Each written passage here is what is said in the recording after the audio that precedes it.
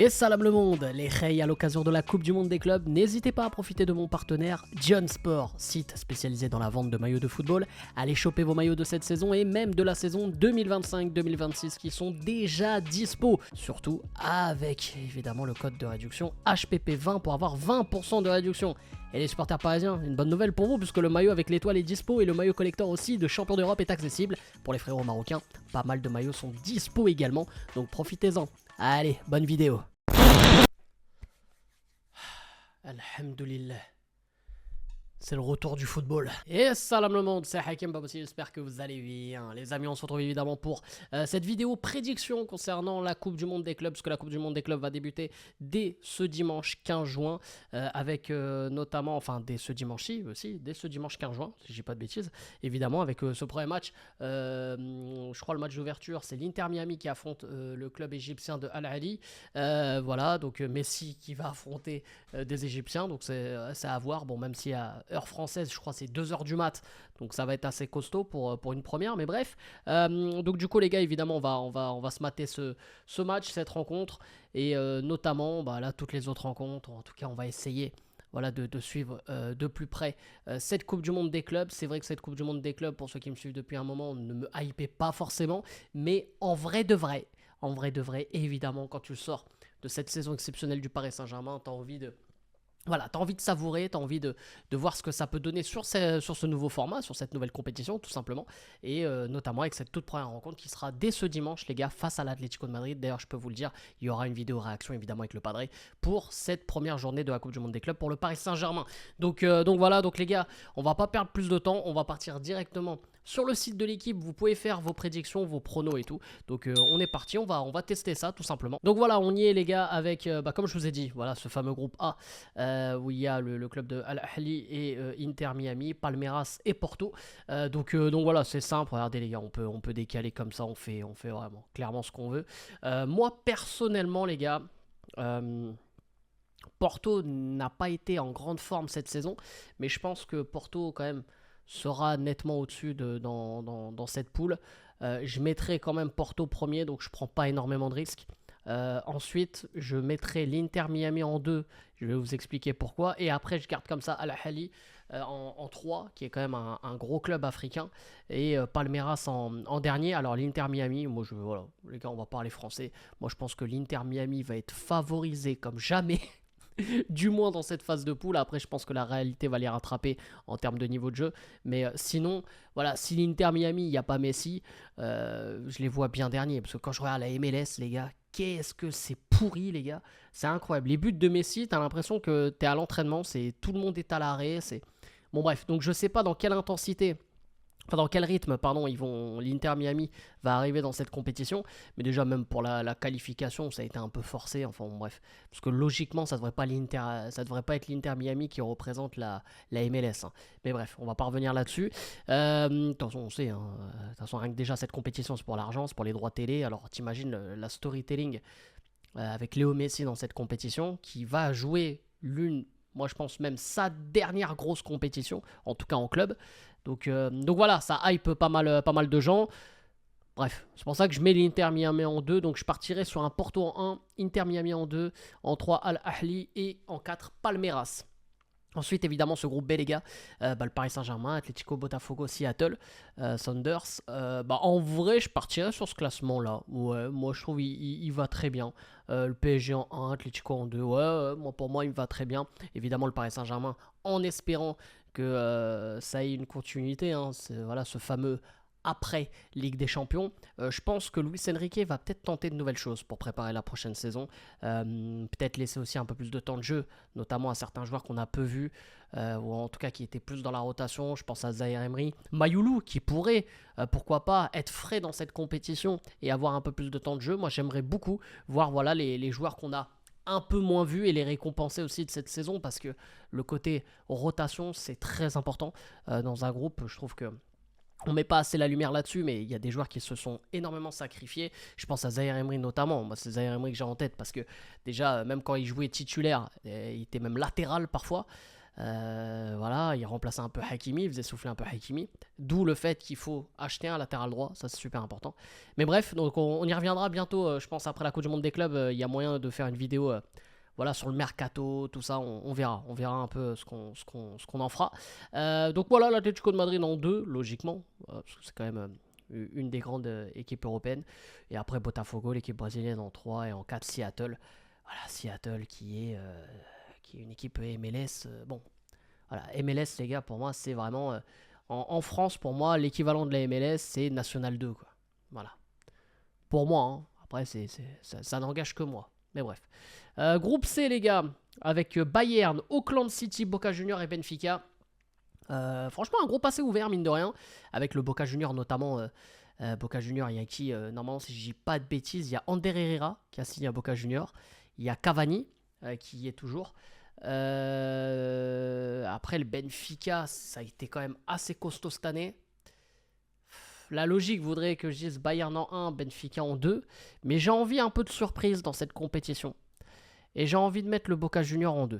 Voilà, j'ai envie de voir voilà, d'autres équipes que les équipes européennes. Parce que sur le papier, évidemment, la logique voudrait que je dise Bayern, Benfica. Ou même Benfica, Bayern. Hein. On n'est pas à l'abri que le Bayern aussi teste des choses et passe un peu à côté de cette compète. Mais voilà, allez, un Boca Junior, en plus ça sera en Amérique. Je sais pas, j'essaie de m'accrocher à des branches, hein, les gars, mais j'irai Boca Junior. Allez, pour moi, j'irai Boca Junior en 2. Voilà, même un Edinson Cavani qui fait peut-être la dernière grosse compétition de sa vie aussi. Voilà, là c'est vraiment, on va dire, c'est avec le cœur que je mets ce classement, les gars. Donc voilà, Bayern, Boca Junior, Benfica, Auckland City. Auckland City, équipe néo-zélandaise. Voilà, quand même, c'est assez en dessous. Le niveau néo-zélandais, même si ils ont réussi à gagner contre la Côte d'Ivoire en match amical. Là, dans ce rassemblement de joueurs, on en avait parlé. Mais ouais, non, quand même, je les vois quand même nettement en dessous. Prochain groupe, le groupe D, Flamengo, Espérance de Tunis, Chelsea et Los Angeles FC de notamment Olivier Giroud et Hugo Lloris. Franchement, c'est un groupe assez ouvert. La logique, pareil, il faudrait que je dise Chelsea en 1. Franchement, je ne veux pas faire le puriste, mais je vois Chelsea quand même en 1. Chelsea qui a fait une saison plus que potable en se qualifiant pour la Ligue des Champions et en remportant cette fameuse conférence Europa. Après, les gars, franchement, c'est assez ouvert. Hein. C'est assez ouvert. Los Angeles FC, quand même, je les mets un peu en dessous. Allez, franchement, les gars, c'est le côté africain. Allez, on va dire l'Espérance de Tunis en 2. Allez, les gars, je sais, je pense que ça va me charrier. Mais franchement, je pense que Flamengo va terminer dernier, Los Angeles FC en 3. De toute façon, c'est enregistré, les gars. Hein. De toute façon, c'est parfait, c'est enregistré. Donc, comme ça, on verra si j'ai totalement faux ou pas. Mais ouais, non, j'irai quand même. Ouais, allez. L'Espérance de Tunis en 2, ce serait énorme. Voilà, là, c'est vraiment le côté africain qui parle. Le groupe E, les amis, avec River Plate, l'équipe de Urawa Red Diamonds, je crois que ça, c'est l'équipe japonaise. Monterrey, le club mexicain, et l'Inter de Milan. Bon, évidemment, les gars, je mets l'Inter en 1. Je mettrais. Ça se jouerait, les gars, entre River Plate et Monterrey. J'irai River Plate, comme ça, Boca Juniors et River Plate, comme ça, j'ai pas de soucis avec les Ultras. Hein. Même si je pense que je suis pas regardé en Argentine, mais voilà. Allez, River Plate en 2, en 3 Monterrey, en 4 Urawa. Après, j'avoue que j'ai pas trop de connaissances sur les clubs sud-américains, en tout cas actuels. Bon, sud-américain, Mexique, Monterrey, moi je connais que les Tigres. Mais ouais, après, Monterrey. Ah oui, non, c'est le club où il y a Sergio Ramos, Monterrey. Ah, ça peut être intéressant. Hein. Alors, en vrai, il y aura du beau monde dans cette compétition. Il y aura du beau monde dans cette compétition, notamment des anciens. Non, ça va être pas mal en vrai. Ça va être pas mal. Le groupe F avec Fluminense. Fluminense d'ailleurs qu'on verra, il y aura Thiago Silva, les gars. Il y aura Thiago Silva. Allez, Dortmund en 1. Eh bah franchement les gars, je serais pas surpris de voir Mamelodi Sundowns en 2. Voilà, le club sud-africain. Et Ulsan Hyundai, alors je sais pas les gars, j'ai pas envie de dire de bêtises. Je sais pas, c'est un club asiatique, ça c'est sûr. Est-ce que c'est coréen? Je sais pas. Les gars, jamais été, je sais pas. Mais allez, j'irai...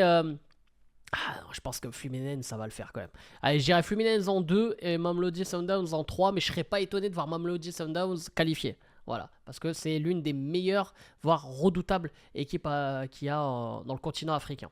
Donc voilà, Dortmund en 1, j'ai pas pris de risque. En 2, Fluminense, Mamelodi Sundowns et en 4, Ulsan Hyundai. Le groupe G, les gars, qui est pour moi le groupe de la mort, clairement, il n'y a rien à dire. Manchester City en 1, en 2 WAC de Casablanca, en 3 Al Ain et en 4 la Juventus de Turin. Qu'est-ce qu'on pourrait changer? Moi les gars, évidemment je suis dans l'espoir que le WAC se qualifie, même en étant supporter du Raja. Voilà, c'est vrai que c'est un peu ouf ce que je dis. C'est comme si tu dis en France un supporter de l'OM qui voulait que le PSG gagne la finale de la Ligue des Champions, tu vois. Mais non, je vais être pour le Wydad parce que voilà, on est dans une Coupe du Monde des clubs, on est dans l'esprit Coupe du Monde des clubs. Donc quelque part tu représentes aussi un peu le pays. Voilà, c'est pas pareil qu'en Ligue des Champions, tu vois, c'est pas pareil. Là, c'est vraiment le délire Coupe du Monde. Donc t'as un club de ton pays, t'as envie qu'il aille le plus loin possible, tu vois. Enfin, je pense que c'est un autre esprit. Donc c'est pour ça que j'ai envie que le Wydad aille loin. Et de toute façon, les gars, on suivra le Wydad en vidéo réaction avec le Padré, hein, vous inquiétez pas. Donc c'est pour ça que j'ai envie que le Wydad se qualifie, même si je pense que ça va être très compliqué. Donc c'est pour ça que je les mets en 2, quand même. En 1, Manchester City, en 3, Juventus de Turin, et en 4, le club de Rahimi, Al Ain. Et d'ailleurs, Rahimi, qui est d'ailleurs aussi avec son frère. Il a ramené son frère hein, dans le même club, qui vont jouer du coup contre le Wydad. Donc non, il y a une storytelling très intéressante dans ce groupe. Voilà les gars, là oui je suis pas lucide, je mets le WAC en 2, mais c'est plus le nationalisme qui prédit ça. Et voilà Manchester City qui est une équipe incroyable les gars, avec Aït Nouri, Cherki là, qui viennent d'arriver. Il y a le joueur aussi du Milan AC, Reinders. Ah, j'ai regardé, en plus Rodri qui non, devrait faire son retour aussi, enfin... Bref, les gars, cette équipe de Manchester City cette saison va être très costaud. Liverpool aussi qui a bien recruté. L'APL, ça va être quelque chose encore cette année, hein, avec Florian Wirtz qui vient de signer à Liverpool, mais bref. Donc du coup, voilà pour ce groupe G. Moi, je le laisse comme ça, les gars. Hein. Voilà. Bref. Groupe H, le club de Al Hilal, l'ancien club de Neymar notamment. Pachuca, Real Madrid et le RB Salzbourg. Bah les gars, moi je mettrais le Real en 1, Al Hilal en 2. RB Salzbourg en 3 et en 4 Pachuca. Salzbourg, club européen, mais qui a été énormément en difficulté cette saison. Et d'ailleurs, je me demande comment ils ont réussi à se qualifier pour la Coupe du Monde des clubs. Ça, c'est les qualifications, j'ai pas trop compris, mais bref. Donc, du coup, voilà. Ouais, je dirais ça. Je partirai là-dessus. Donc, voilà, les gars, pour les groupes. Et ensuite, les amis, évidemment, il y a les huitièmes de finale. Donc, voilà, là, on peut sélectionner. Voilà, les gars, les huitièmes de finale. Incroyable. Porto, Atlético de Madrid, c'est vraiment des vrais huitièmes de finale de Ligue des Champions. Je dirais l'Atlético quand même en vainqueur. Voilà, je dirais l'Atlético vainqueur, on va pas se mentir. Non, je vois quand même l'Atlético se qualifier. Porto, après à voir, hein, peut-être que cette compétition va relancer un peu Porto, parce que Porto a été en difficulté durant toute la saison. Mais à voir, mais ouais, non, je mettrai quand même l'Atlético gagnant. Huitième de finale, match 2. Oh, Bayern, Espérance de Tunis. Les gars, ce match-là, il est pépite. Hein. Il est pépite. Bon, je vois quand même le Bayern se qualifier, mais l'Espérance de Tunis aura fait quand même un beau parcours juste en étant en huitième de finale. Donc non, je vois quand même le Bayern se qualifier. Inter Fluminense, franchement, ça peut être un très très très beau match. Notamment avec Thiago Silva du côté de Fluminense, mais je pense que l'Inter va se qualifier. Voilà, là les gars, franchement, c'est des prédictions, mais c'est assez logique. Il risque d'y avoir des surprises quand même dans cette compétition. Là, j'avoue que c'est vraiment sans risque. Là, je prends pas beaucoup de risques. Manchester City, Al Hilal. Je vois quand même Manchester City se qualifier, quoique Al Hilal peut bien les embêter, mais Manchester City, je pense qu'ils seront impressionnants dans cette compétition. Je pense que ils vont faire quelque chose de beau. PSG Inter Miami, les gars. PSG Inter Miami. Alors là, les gars, je vous ai offert des huitièmes de finale pépites quand même. Hein. Franchement, PSG Inter Miami. Ah, le PSG, là, il n'y a même pas de débat. J'ai même pas envie de débattre, parce que là, s'il y en a un qui me dit Inter Miami, moi, je le fous en l'air. Ou alors, encore une fois, comme j'ai dit pour la phase de poule, l'arbitrage de fou. Mais en tout cas, PSG Inter Miami, rien que déjà pour la storytelling. Les anciens du Barça qui affrontent le PSG, Messi qui affronte quand même aussi son ancien club. Enfin voilà, il peut y avoir des choses intéressantes à dire.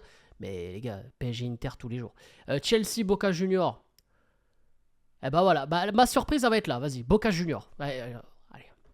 Il faut que je dise un autre club qu'un club européen à chaque fois. Voilà, même si pour moi ça va être Chelsea, mais bref. Real Madrid, WAC de Casablanca. Alors là les amis, On peut se régaler comme jamais là. Real Madrid, WAC de Casablanca.